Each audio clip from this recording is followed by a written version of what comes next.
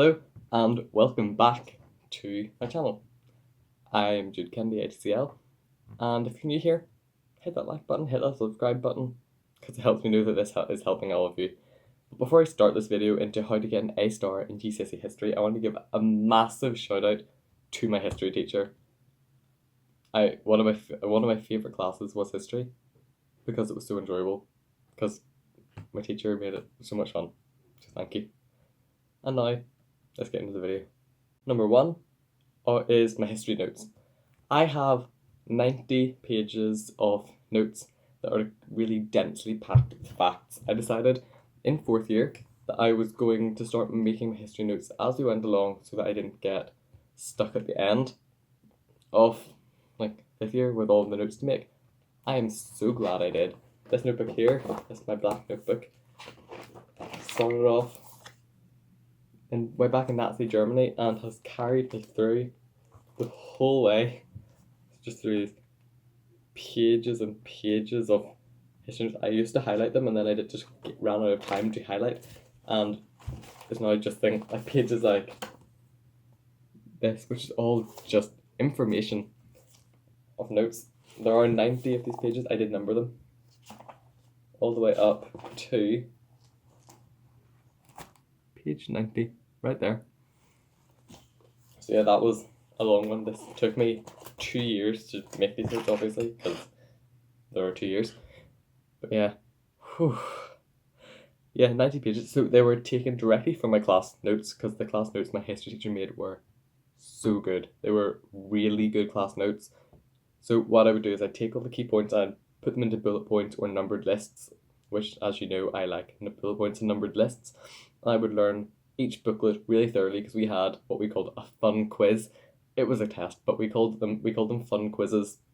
It was just a class thing we did. I really enjoyed that. I didn't enjoy the fun quizzes, but I made sure that I learned my notes really thoroughly for the fun quizzes, and we would sit down and do a fun quiz and listen to whale noises, because why not? But we did the fun quizzes. They were stressful, but it meant that the topics were getting stuck in your head after you learned them every single time. And by GCSEs, Ireland and Germany came so naturally to me. I did obviously have to go over them again, but I already knew them because I did them in January exams, I did them in June exams, I did them in January again, and then I was doing them for the real thing. We know the Cold War topic we did 1 January, and then the real thing. And just to clarify, I did both of my history exams at the end of 5th year in the GCSE thing. I didn't do Unit 1 the year before in 4th year, because we did not finish Ireland until about October. So there was no way we were going to finish it by August, or not even August. No, that's not when the exams are. May. So yeah. And the thing about doing both your exams in 5th year is the exams are just a week apart. You have to learn. I learned the entire Cold War in a week. I revised it before, but I learned the entire thing in 1 week.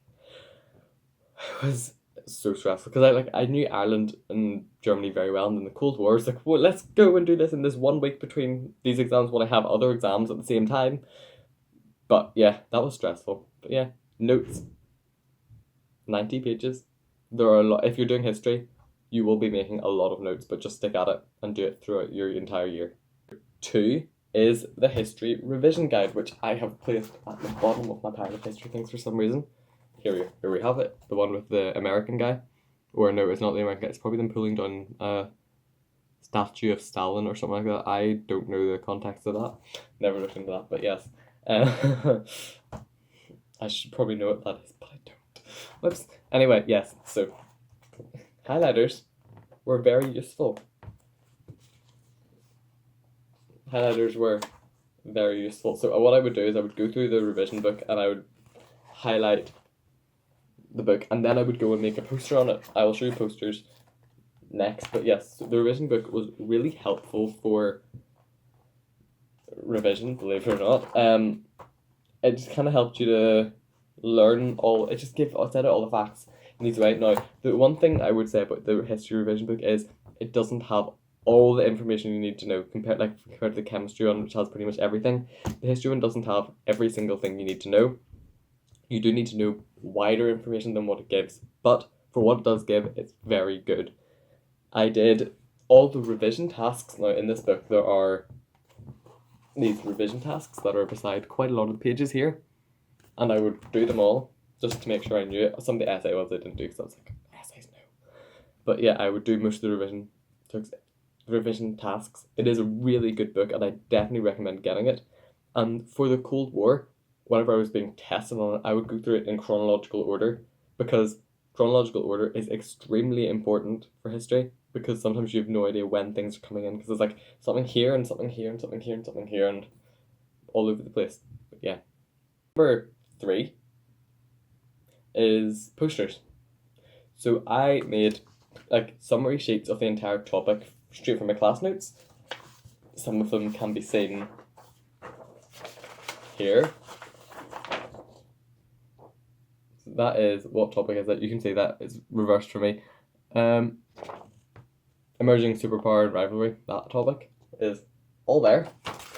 So I did this for every single topic. Some of them were just A4 here, like Berlin Crisis. Some of them were massive A3 posters, and these were in order. I better not get them out of order. But I had so many of these posters, and this is just Cold War. These are all upside down now, but yeah, that's just the Cold War topic. I have about the same number of them for Ireland and Germany as well. For example, for the German and Ireland ones, I have loads of A3 pages of just Ireland notes, and Germany, that's Germany there. Another German one, so this one was a smaller topic, so I cut a page in half.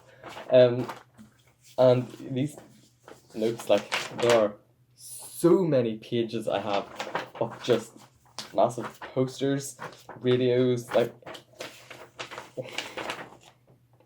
if you think I went overkill, I did. Yeah, I also made a timeline because I bought new Sharpies and was like, I want to do this to make a timeline, so I made my own timeline out of Sharpies. But yeah, a lot of summary sheets I made for this exam. And if that wasn't bad enough, if you can see the thickness here, this is from the revision guide here, so those big posters were from my class notes. These are from the revision guide. These are basically spider diagrams. This thickness here is just Germany. So these are just spider diagrams upon spider diagrams upon spider diagrams upon spider diagrams.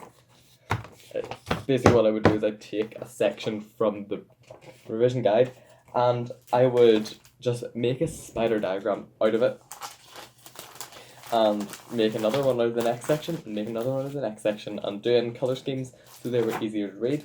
Then we had Ireland, which is this thick, which there were timelines, and that was a really bad angle here, timelines and effects. So, and then I also did these with the Cold War, and it's about the same thickness. But if you thought I wasn't overkill before, you now know I'm overkill now. Yeah, like home. Look at this file. This is Germany and Ireland history notes. This is Germany and Ireland history posters and notes. And then the Cold War, obviously it's a smaller topic, there's less, but thick is all I can say. But yeah, posters, massive part of my history revision. I would, for the big like A3 ones and summary sheets, I took pictures of them, stored them on my phone, and say I was like on the way to school, I would read through the history posters. I was like sitting in a restaurant somewhere, not really a restaurant, but a coffee shop, I would be reading through my history notes. It's good to have, and they were like easy enough to read through and just kind of get an overview of the summary and remind yourself every now and again what the topic's about. Number 4 is timelines. Timelines are so important for history because obviously you have to learn all the dates that things happened on. So on the CA website, under planning framework, they're like Word documents in the CA thing, I opened them all up and found that there were timelines given by CA. So what I did was I edited it slightly to suit my preferences. So here it's basically the CA timetable, or not timetable, timeline from the Cold War and international relations, which I edited slightly. As you see, there's blue and red, which is for American presidents and communist or USSR leaders, and I added in some other key dates I didn't think were there, and I would just go through this, and like, as you see, it says this here: Yalta Conference, Truman is my president; Potsdam Conference, atomic bombs, and I would like look at that and then say everything I knew about it, and go through the next one, say everything I knew about that one, etc., etc. This timeline was pretty useful. I made it maybe about a week before the exam, and just kind of used that before the exam to get it into my head. 5 is testing. So my mum tested me so much on history that she could have literally done the exam herself. I'm not joking. She knew the history as well as I did by the end of it, and she wasn't even in the class. She was just like, from me saying the things and from her correcting me or saying, and what about this and what about this, she knew it better than I did. So I was tested on my class notes, which were really good. Can't emphasize how good they were enough. And then I was tested on the revision guide in chronological order. So I'm going to show you this now from the revision guide. For international relations, what my mum and I did together was go through. So here we have Czechoslovakia, and then at the end of it, it says go to page whatever 119, Afghanistan, and then you go there, and it was all written in order. So you just went through, flick from page to page, page to page, so that you went through the whole thing in chronological order, which helped me to understand what was going on and why and when. Because sometimes if you're going through them, you don't, like, in the revision guide, it's set out in a way that it's kind of like 4 European things, 4 out of European things, and it doesn't, like, it's just kind of, the dates are a bit random, but if you go through it in order, you know when things are happening and what happened before and what happened after and why they're happening at that time and in that order, which I found really helpful before the exam. And then my mum would say, like, the title, like Czechoslovakia, and I would say the date, and then I would say every single thing I knew about that, and my mum would add things or say, this is wrong, or you forgot about this. If your mum is not as willing to do history with you as my mum was, she really hated it as well. Like Ireland, we both were just like, ugh, why do we have to do Ireland again? If you don't have a mum like that, I'm sure if you try with a friend who does history, you can both test each other. You can learn from each other. I didn't ever meet up with anyone to do revision, but if you do it with a friend, both of you together can do the same thing that my mum and I did, except both of you will be sitting the exam and you'll both come out of it being able to do the exam yourselves, which really helped me. Thank you so much for watching this video. Really appreciate it. If you got this far, comment, and let me think of something interesting to comment. I'm going to open this page, this book to a random page, and you're all going to comment benevolent neutrality if you made it this far. So yes, see you next time. Bye.